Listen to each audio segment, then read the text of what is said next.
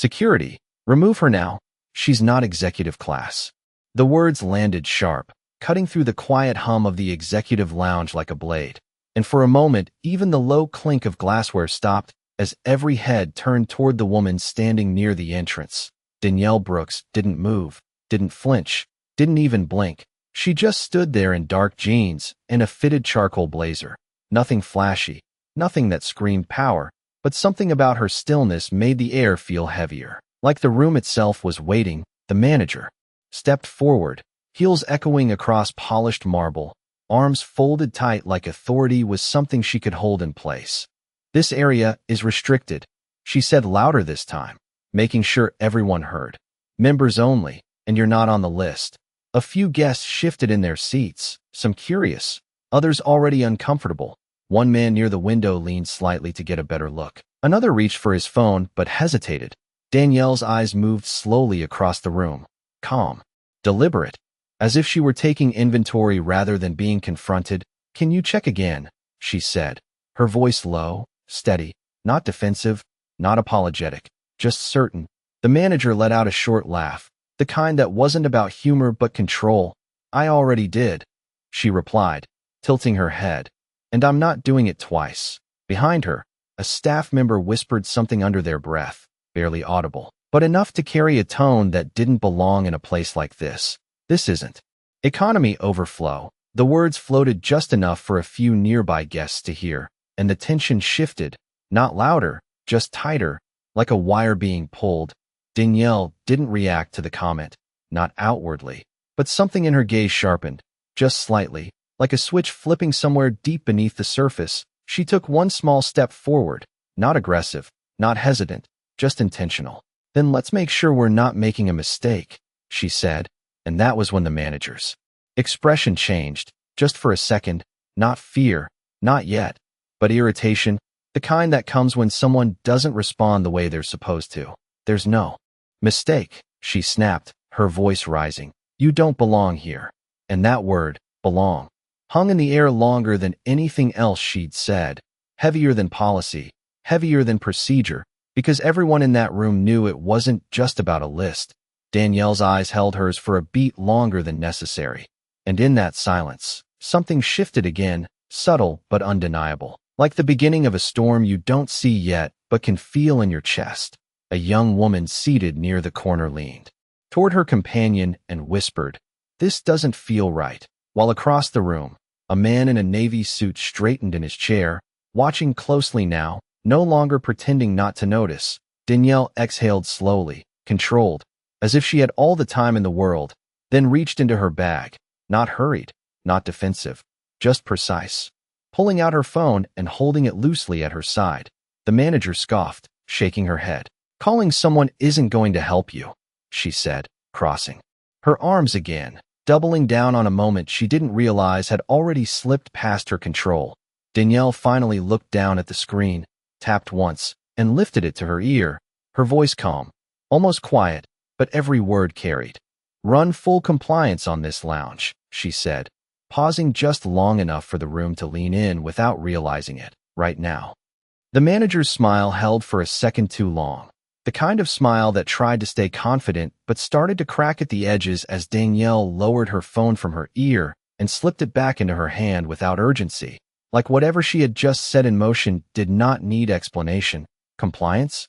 the manager repeated, letting out a short breath of disbelief. "You think throwing around words like that is going to change anything?"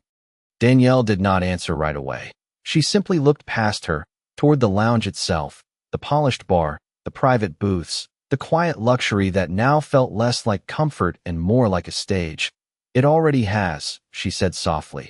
And that was when the first shift happened, subtle, almost invisible. A staff member near the back glanced down at their tablet, frowned, then tapped again. Slower this time, as if the screen was no longer responding the way it should. Another employee leaned in, whispering, confusion replacing the earlier confidence. The manager noticed it too, but ignored it, choosing instead to step closer to Danielle, lowering her voice as if that made her more in control. "Let me make this simple," she said, each word measured. "You are not authorized to be here, and if you do not leave, I will have you escorted out."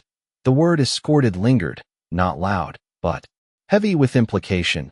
Danielle's expression did not change, but her eyes did, something colder now, not anger, not frustration, just clarity, the kind that comes when a moment finally reveals exactly what it is. Across the room, a man in a gray suit shifted in his seat and spoke just loud enough to be heard.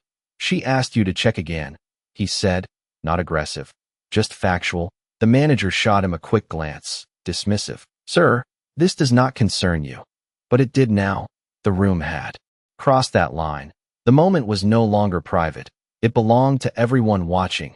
A woman near the bar set her glass down slowly, eyes fixed on Danielle, as if waiting for something, anything, to explain why the tension felt so different this time. Danielle took a single step forward, closing the distance just enough to shift the balance. "You are right," she said calmly, her voice even, controlled. "I am not authorized." The manager's lips curled slightly, thinking she had won something. But Danielle continued before she could speak. "Because authorization implies permission." She paused, letting that settle, her gaze steady, unshaken. "And I do not need permission to walk into a space my company owns." The words did not rise. They did not need to. They landed with a quiet force that moved through the room like a ripple. The manager blinked, just once, but it was enough for doubt to enter. Enough for the first real crack to show. Behind her, the staff member with the tablet stepped forward hesitantly, voice uncertain. "There is something wrong with the system," they said, holding the device like it had betrayed them.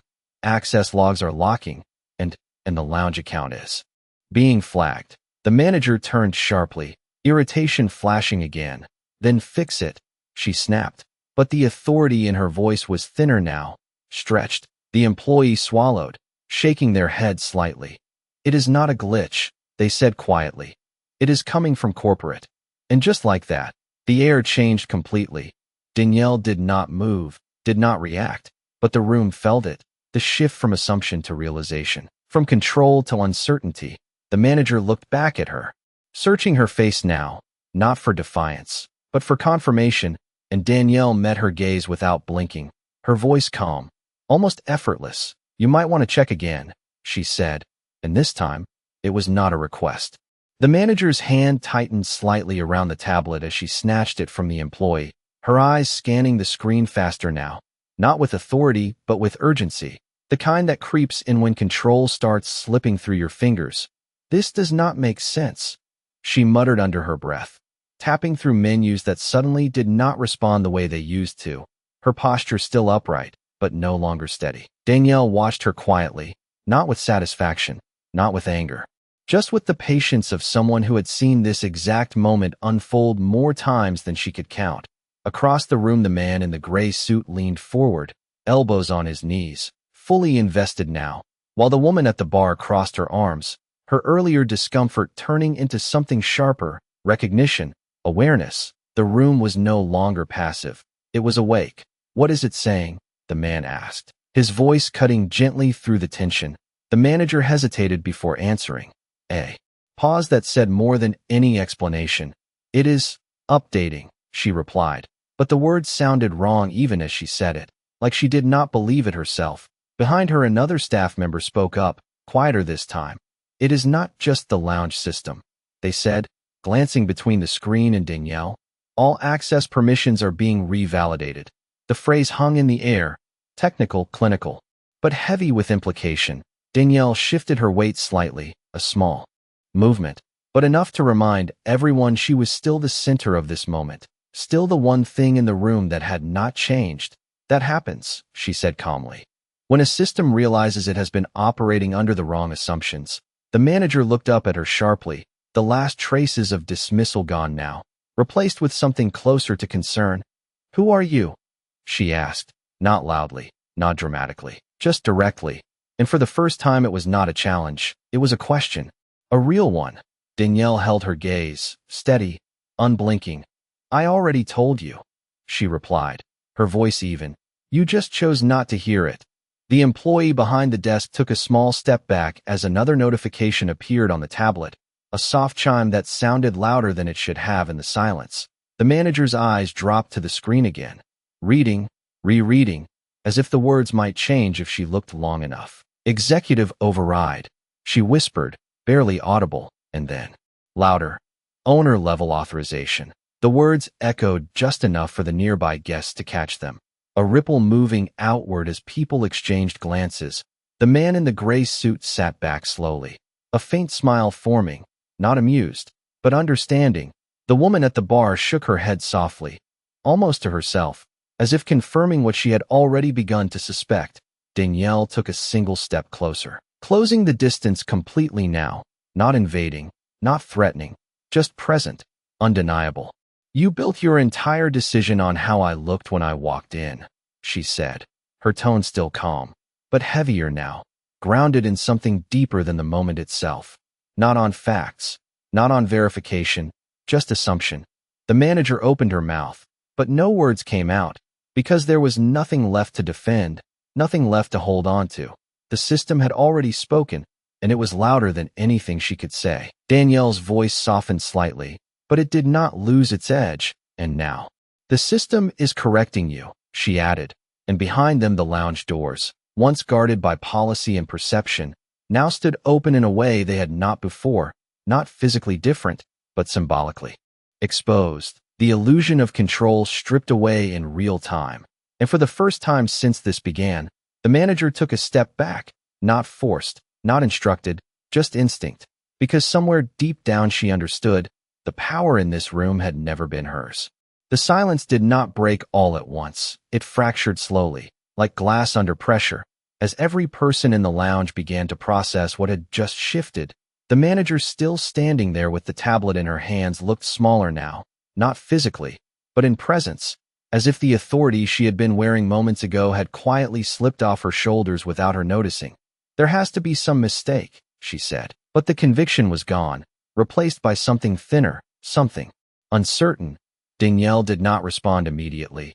She simply turned her gaze toward the rest of the room, acknowledging the people who had been watching, the ones who had stayed silent, the ones who had started to question. There is no mistake, she said finally, her voice calm, but carrying further now, not just to the manager, but to everyone within earshot. The only thing that changed is what you are willing to see. The man in the gray suit let out a quiet breath, nodding once as if that confirmed everything he had been thinking, while the woman at the bar picked up her glass again but did not drink, her attention still locked on Danielle. The moment had moved beyond confrontation. It had become something else, something heavier, something that could not be undone with an apology or a policy explanation. The manager glanced down at the tablet again, scrolling through the updated permissions, her fingers slower now, almost hesitant, as if each line of text carried weight. She did not want to read. Executive access, corporate override, ownership alignment. She read aloud in fragments, each phrase sounding more real than the last, and with every word the distance between her and Danielle grew wider, not in space, but in understanding. Behind her the staff members stood quieter now, no more whispers, no more side comments, just stillness. The kind that comes when people realize they have been part of something they cannot defend. Danielle stepped forward once more, not to dominate the space, but to reclaim it, her presence steady, grounded, undeniable. You said I did not belong here, she said, her tone even, but the words carried a sharper edge now, not emotional, just precise. But belonging was never the question. She paused, letting that settle into the room, into the people, into the moment itself. The question is why you felt so comfortable deciding who does. The manager looked up at her, eyes searching, but there was no answer waiting for her there, because this was not a misunderstanding.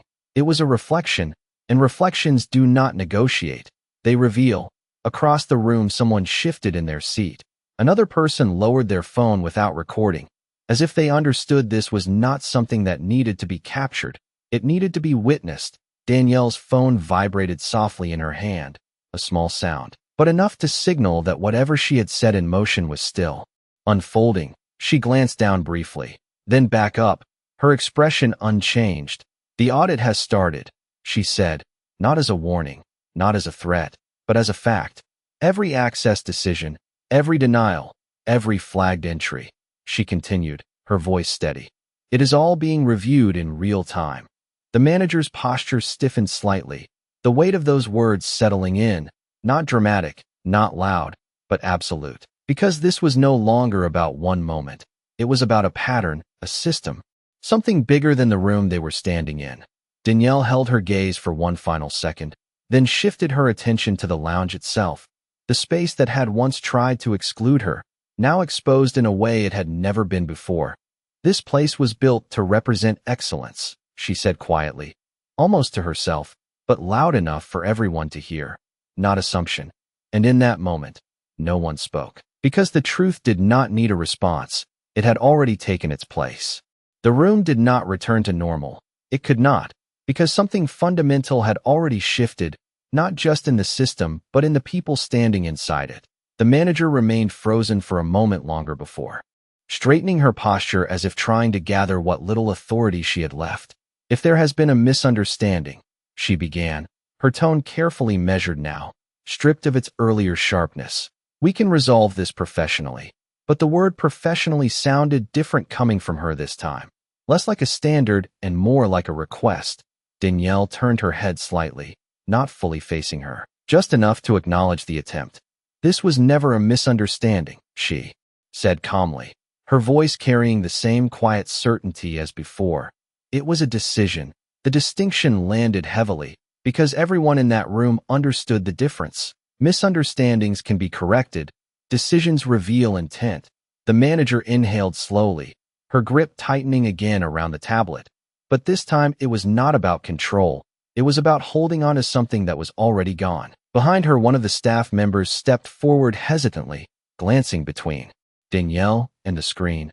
There are multiple flags now, they said, their voice low but clear. Previous denials are being reviewed, and some of them are being escalated. The manager's head turned sharply. Escalated to what? She asked. But the answer came not from the employee, but from Danielle. Corporate ethics review, she said, as if reading it directly from the air, her tone even, unhurried. Triggered automatically when patterns are detected, the word patterns settled into the room like a weight no one wanted to carry, because patterns meant this was not the first time, and everyone there knew it. Even if they had never said it out loud. Across the lounge, the man in the gray suit leaned back fully now, crossing one leg over the other, no longer just observing but absorbing. While the woman at the bar finally spoke, her voice soft but firm. I have seen this before, she said, not accusing, not loud, just honest. And that single sentence shifted the room again. Because it was no longer just Danielle's experience, it was shared, recognized, undeniable. Danielle's gaze softened for a fraction of a second as she heard it, then returned to the manager, steady as ever. That is how systems fail, she said quietly. Not all at once, but in small decisions repeated until they become normal. The manager opened her mouth again, searching for something to say, something to reclaim, but every option felt smaller than the truth standing in front of her. The tablet chimed once more, sharper this time, and when she looked down, her expression changed completely. The last trace of resistance dissolving into realization. Access suspension pending review, she read, her voice barely above a whisper, the words meant for herself but heard by everyone close enough to matter. Danielle did not react with satisfaction, did not smile, did not shift her stance. She simply stood there, grounded in a calm that did not need validation. You built a gate, she said, her tone quiet but precise. And you forgot to check who had the key. The manager's shoulders dropped slightly, not in defeat, but in recognition, because the moment had passed, and there was no returning to before. Around them the lounge felt different now, not quieter, not louder, just exposed, like a place that had lost its illusion and could no longer pretend to be what it claimed. Danielle glanced once more at the space, then back at the manager, her voice steady, final. This is not about me getting in, she said. It is about why you were so certain I should not. The manager did not speak right away, and that silence said more than anything she could have forced into words, because now every option in front of her led to the same place. Accountability. She glanced around the lounge as if searching for support, but the room had already shifted. No one was standing with her anymore, not the staff, not the guests, not even the space itself. It had all tilted towards something else, something clearer. Danielle remained exactly where she was, composed, unmoved, her presence steady in a way that made everything else feel unstable by comparison. "You should say something," the man in the gray suit said quietly, not unkind, just direct. The manager looked at him, then back at Danielle, her voice finally returning, but softer now, stripped of the sharp edges it once carried. "I followed protocol," she said, and even as she said it, it sounded like a defense she no longer believed. Danielle's gaze did not waver. "No," she replied calmly. "You hid behind it." The correction landed clean, precise, leaving no room for interpretation. The manager swallowed slightly, her posture tightening again, not in strength, but in discomfort. "There are standards for this space," she tried again, reaching for something familiar, something structured, but Danielle stepped forward just enough to close that argument before it could fully form. "Standards are meant to protect excellence," she said, her voice still even, but carrying a deeper weight now, "not exclude it." The words settled into the room like a final adjustment, something aligning into place. Behind the desk, another notification sounded, louder this time, sharper, impossible to ignore. The staff member looked down at their screen, eyes widening slightly. "The lounge access is being suspended," they said, their voice no longer hesitant, just factual. "All services are pausing pending review." The words moved through the room like a quiet wave, not chaotic, not loud, but undeniable. The manager turned toward them quickly. "That is not possible," she said, but the certainty was gone, replaced by something closer to disbelief. Danielle did not turn, did not look at the screen. She did not need to. She already knew. "It is already done," she said, her tone calm, grounded. "The system does not argue. It corrects." Across the lounge, a staff member stepped back from the bar, lowering their hands as if unsure what to do next. A guest slowly closed their laptop. Another set down a glass that no longer felt appropriate for the moment.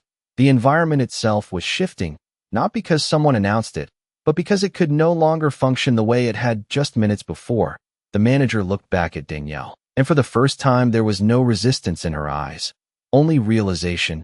"You shut it down," she said quietly, not as an accusation, but as a statement. Danielle held her gaze for a moment, then answered just as calmly. "No," she said. "You did." The manager blinked, the weight of that response settling deeper than anything else that had been said, because it was not about power being taken, it was about power being revealed. Danielle shifted her attention once more to the room, to the people who had witnessed it all, her voice steady, clear. "Every decision has a consequence," she said, not loud, but impossible to ignore. "Some just take longer to arrive." The lounge stood still around her, no longer a place of quiet privilege, but a space that had just been forced to confront itself. And in that stillness, no one spoke, because the moment did not need more words. It needed to be understood. The stillness did not hold forever. It never does, because once truth enters a room, it demands movement. Even if that movement is slow, hesitant, uncomfortable. The manager shifted her stance again, but this time it was not to assert control. It was to regain balance, her eyes moving from Danielle to the staff, then to the guests, realizing all at once that the room was no longer hers to direct. "Everyone, please remain calm," she said, her voice attempting structure, but it landed flat. Because calm was no longer something she could give, Danielle remained composed, her posture unchanged, her presence anchoring the space while everything else adjusted around her. The man in the gray suit stood up now, not abruptly, but deliberately, his gaze moving between the manager and Danielle. "This is not about calm," he said evenly. "This is about accountability." The words settled deeper than anything that had come before, because it named what everyone was now feeling but had not yet said out loud. The manager turned toward him, ready to respond, but stopped halfway, because there was no argument left that would not sound hollow. Behind her, one of the staff members slowly removed their access badge and placed it on the counter, not instructed, not demanded, just instinct, a quiet recognition of the moment they were standing in. Another followed, then another, not in panic, not in fear, but in realization. Danielle watched it happen without interruption, without expression. Because this was not about spectacle, it was about consequence. You built a system that trusted your judgment without question, she said calmly, her voice steady, reaching every corner of the room. And now that system is asking questions you cannot answer. The manager's shoulders lowered slightly, the weight of the situation settling in fully now, not as a sudden collapse, but as a gradual understanding that could not be reversed. She looked at Danielle again, but this time there was no resistance, no challenge, only the quiet recognition of someone who had misjudged more than a moment. She had misjudged a person, a pattern, a principle. What happens now? She asked, her voice softer than it had ever been. Danielle did not answer immediately. She let the silence stretch just long enough for the question to exist fully in the space, to be felt, not just heard. Then she stepped forward, not to dominate, but to define. Now, she said, her tone calm, grounded. Everything gets reviewed. She paused, her gaze steady, unwavering. Not just what you did, but how often it happened, and who it happened to. The words moved through the room like a quiet current, not loud, but impossible to resist. Across the lounge, the woman at the bar nodded slowly, as if confirming something she had already known, while another guest spoke under their breath. It is about time.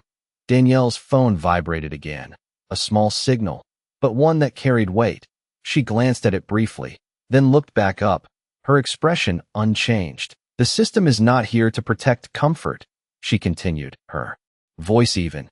It is here to protect standards. The manager lowered her gaze, not in defeat, but in understanding, because for the first time she could see the difference. The lounge around them stood in a strange kind of quiet, not empty, not broken, but exposed, as if it had been stripped down to its truth in a matter of minutes.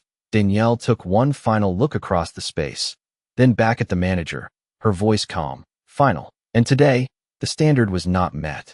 For a brief moment, nothing moved, and in that stillness Danielle's mind drifted, not away from the room, but deeper into it, into a memory that felt too familiar to ignore. She was 24 again, standing outside an airport lounge in Chicago, holding a valid pass in her hand while a gate agent looked at her the same way, eyes scanning her clothes instead of her credentials. This area is for premium travelers, the woman had said back then, polite on the surface, but firm in a way that did not invite correction. Danielle had not argued then either. She had simply stepped aside, watched others walk in without question. People who looked like what the space expected, not what she represented, and she remembered the feeling. Not loud, not explosive, just quiet, controlled, a decision forming rather than a reaction breaking. She remembered thinking that day that access was never really about systems. It was about perception, and perception could be rewritten, slowly, deliberately, permanently. The memory faded as quickly as it came, dissolving back into the present where the same pattern had just unfolded again. Different city, different room, same assumption. Danielle blinked once, grounding herself fully in the moment, her posture straightening just slightly, not because she needed to assert anything, but because something inside her had aligned. Across from her the manager still stood there, quieter now, waiting, not for permission, but for what came next, and that shift mattered, because waiting meant she no longer believed she was in control. Danielle's voice returned, calm, steady, but carrying something deeper now, something shaped by years, not minutes. This is not the first time, she said. Not accusing, not emotional, just honest. The room listened differently now, not out of curiosity, but out of understanding. It never is, she continued, her gaze moving briefly across the guests before settling back. It starts small, a glance, a hesitation, a question that should not need to be asked. The woman at the bar nodded slowly, almost unconsciously, while the man in the gray suit folded his arms, absorbing every word. And every time it happens, Danielle said, her voice steady, it teaches the system that it is acceptable. The manager lowered her eyes slightly, not in shame alone, but in recognition, because she could see it now, not just in this moment, but in the pattern behind it, the one she had been part of without naming it. Danielle took a small step forward, closing the space just enough to bring the moment into focus. But patterns can be broken, she said, her tone quiet but firm. Not with noise, not with reaction, but with clarity. Her phone vibrated again in her hand, a reminder that what was happening here was no longer contained to this room, that the system she had activated was already moving beyond it. Danielle glanced at it briefly, then looked back. Up, her expression unchanged, but her presence stronger somehow, more defined. "You thought this was about access," she said, her voice calm, almost reflective. "But it was never about the door." The words settled into the space like a final piece of something larger, something that had been building long before she walked in. The lounge remained still around her, but it was no longer the same stillness. It was aware now, and in that awareness, everything felt different, because the moment was no longer just happening, it was being understood. Danielle lowered her phone slowly, her gaze steady as the quiet hum of the lounge was replaced by something else entirely, a kind of awareness that could not be undone. The system was no longer reacting, it was executing, and everyone in the room could feel it without needing to see a screen. Behind the desk, another notification echoed, followed by another, a sequence now, not random, not isolated, but connected, deliberate. "Corporate compliance has locked the lounge operations," one of the staff members said, their voice steadier now, as if clarity had replaced confusion. "All privileges are suspended pending executive review." The words settled heavily, not dramatic, not loud, but final in a way that left no room for interpretation.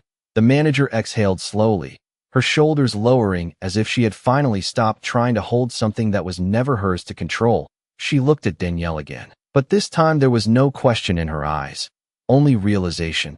"You planned this," she said quietly, not accusing, just stating what now felt obvious. Danielle tilted her head slightly, considering the words before answering. "No," she replied calmly. "I prepared for it."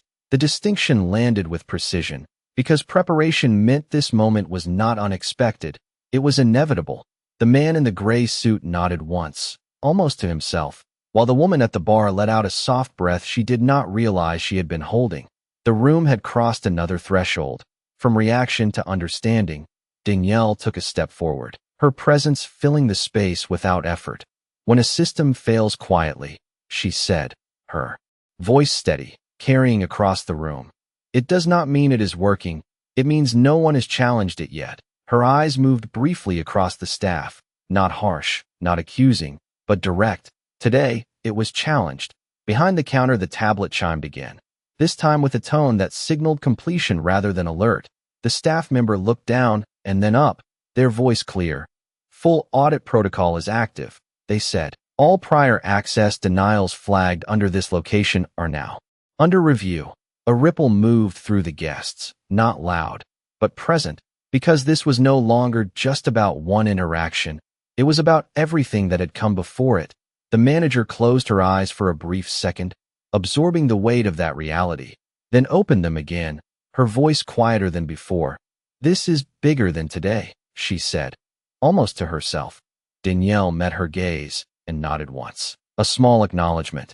"It always is," she said, the truth of it simple, undeniable. She paused, then added, "Moments like this do not create problems, they reveal them." The room held that sentence, let it settle, because it reframed everything that had just happened. This was not disruption, it was exposure. Danielle glanced once more at her phone as it vibrated again, then slipped it back into her hand, her posture unchanged, her calm intact. "The review does not stop here," she continued, her voice even, grounded.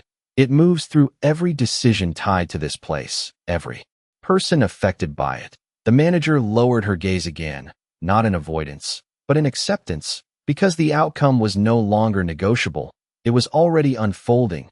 Danielle took one final step forward, her presence now fully defining the space that had once tried to deny her. "You thought you were protecting the standard," she said quietly, her eyes steady. "But you were protecting a perception." She let that settle for a moment, then added, "And perception is the easiest thing to get wrong." The lounge stood still around her, but it was no longer the same space. It had been rewritten in real time, not by force, not by noise, but by truth, and that truth was now impossible to ignore. Danielle let the silence stretch just a moment longer, not to dominate it, but to allow it to settle into something permanent, something that would not disappear the second she walked away. The manager stood across from her, no longer resisting, no longer questioning, just present in a reality she had not expected to face. The staff behind her remained still, their earlier confidence replaced with a quiet awareness that everything had shifted beyond their control. Danielle took a slow breath, then stepped forward one final time, her voice calm, measured, but carrying a weight that reached every corner of the lounge. "You did not deny access," she said, her eyes fixed on the manager, steady and unblinking. "You exposed a standard that was never equal to begin with." The words did not rise. They did not need to. They landed with a clarity that made them impossible to ignore. The manager swallowed slightly, her lips parting as if to respond. But nothing came out, because there was nothing left to argue. The system had already spoken, the room had already shifted, and the truth had already taken its place. Danielle continued, her tone unchanged, but sharper now, more defined. "You thought you were protecting exclusivity," she said. "But all you protected was assumption." Across the room, the man in the gray suit nodded slowly, while the woman at the bar lowered her gaze for a moment, as if reflecting on something deeper than the moment itself. Danielle's phone vibrated, again in her hand, and this time she did not look at it right away. She did not need confirmation. She already knew what came next. "The lounge is closed," she said simply, her voice steady, not loud, not dramatic, but absolute. A staff member behind the counter glanced at the system and then nodded unconsciously, as if confirming what had already been decided. "Effective immediately," Danielle added, her gaze moving briefly across the room, acknowledging everyone who had witnessed what just unfolded. The manager took a small step back, not forced, not instructed, just instinct, because the authority she once held no longer existed in this space. Danielle shifted her attention back to her, her expression calm, composed, but final. "Not because I walked in," she said, "but because of how you chose to respond when I did." The distinction settled deeply, because it made the outcome unavoidable, not personal, not emotional, but earned. The room remained still, but it was no longer uncertain. It was clear now, every person inside it understanding that they had just witnessed something that would not be undone. Danielle lowered her phone slightly, her posture relaxed but grounded, as if the moment had completed exactly as it was meant to. "Power does not need to announce itself," she said quietly, her voice softer now, but no less present. "It waits." She paused, just long enough for the room to hold the weight of what came next, until it is questioned. And in that moment, no one spoke, because there was nothing left to say. The system had corrected, the space had shifted, and the truth had already taken control. The announcement did not come from a speaker. It did not need to. It moved quietly through the room as screens dimmed, services paused, and the subtle rhythm of the lounge came to a complete stop. Not chaotic, not abrupt, just final, like a switch had been flipped somewhere far beyond the walls they stood in. The staff behind the counter looked at one another, no longer unsure, no longer questioning, just aware that what had once been routine was now over, at least for now. One of them stepped forward slightly, their voice steady but respectful.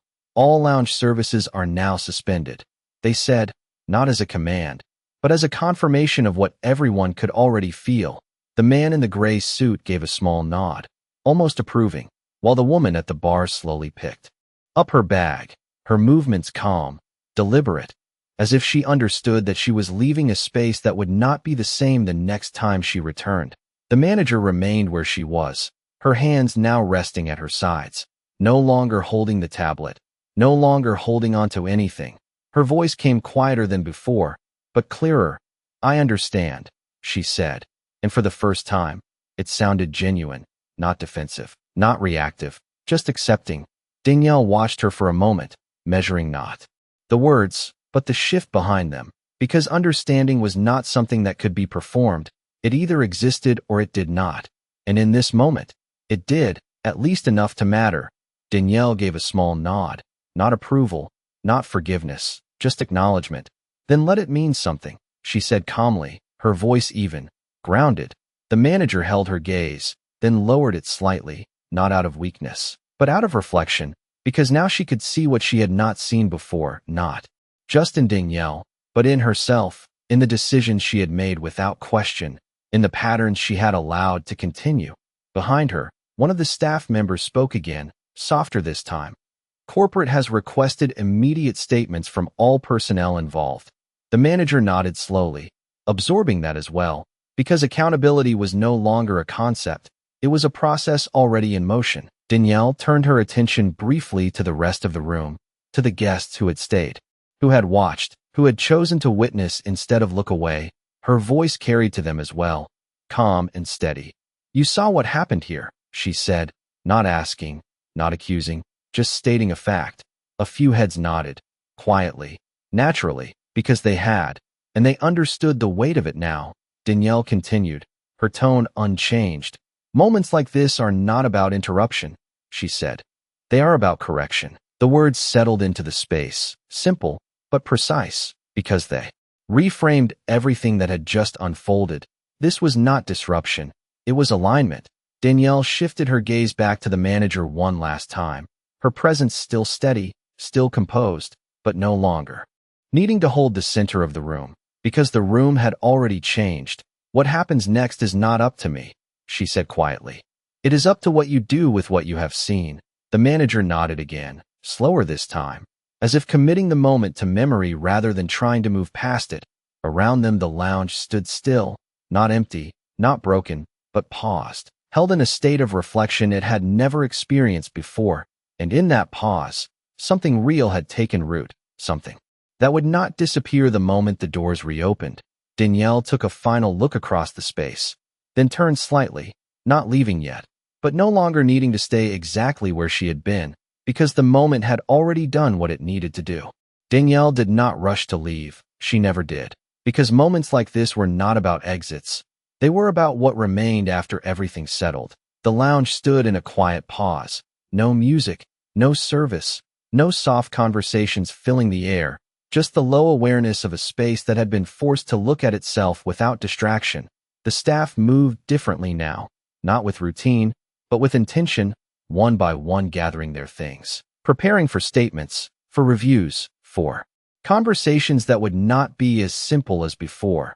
The manager remained near the center, not directing, not correcting, just standing in the aftermath of her own decisions, her eyes no longer searching for control, but reflecting on what had been lost and what might still be learned. Danielle took a slow step forward, her presence no longer commanding the room, but still defining it in a way that could not be ignored. "This is where most people get it wrong," she said calmly, her voice carrying just enough to reach those still listening. The man in the gray suit paused before exiting, turning slightly to hear her, while the woman at the bar lingered a moment longer, her attention steady. Danielle's gaze moved across them, not to hold them there, but to leave something with them. "They think the moment ends when the problem is exposed," she continued, her tone even, measured. "But exposure is only the beginning." The words settled into the space, simple, but heavy with meaning, because everyone in that room now understood that what had happened could not be undone by time alone. It required change, real change. Danielle shifted her attention back to the manager, who met her eyes again, not defensively, but openly this time. "What you do next," Danielle said, her voice quieter now, but sharper in its clarity, "determines whether this was a lesson or just another incident." The distinction hung in the air because it placed responsibility exactly where it belonged, not on the system, not on circumstance, but on choice. The manager nodded slowly, her expression no longer guarded, but thoughtful, as if the weight of the moment had finally settled into something she could not ignore. Behind her, one of the staff members spoke softly. "They are requesting individual reports within the hour." And this time there was no tension in their voice, just acceptance. Danielle gave a small nod, acknowledging the process already in motion, because accountability was not something she needed to enforce anymore. It was already unfolding. She turned slightly, her posture relaxed but grounded, as if the space no longer needed her to stand at its center for the truth to remain. "Spaces like this do not define themselves by who they let in," she said, her voice steady, reflective now. "They define themselves by how they treat the people who walk through their doors." The words carried a finality that did not need emphasis, because they were not meant to challenge. They were meant to stay, to linger long after she was gone. The man in the gray suit gave a subtle nod before stepping toward the exit. The woman at the bar followed shortly after, both leaving with a different understanding than when they had arrived. The manager remained still for a moment longer, then took a slow breath, as if preparing not to recover, but to begin again. Danielle glanced once more at the lounge, the polished surfaces, the quiet corners, the space that had once tried to define her and had instead been redefined by her presence. And without another word, she turned, not in retreat, not in triumph, but in quiet completion, leaving behind a room that would never operate the same way again.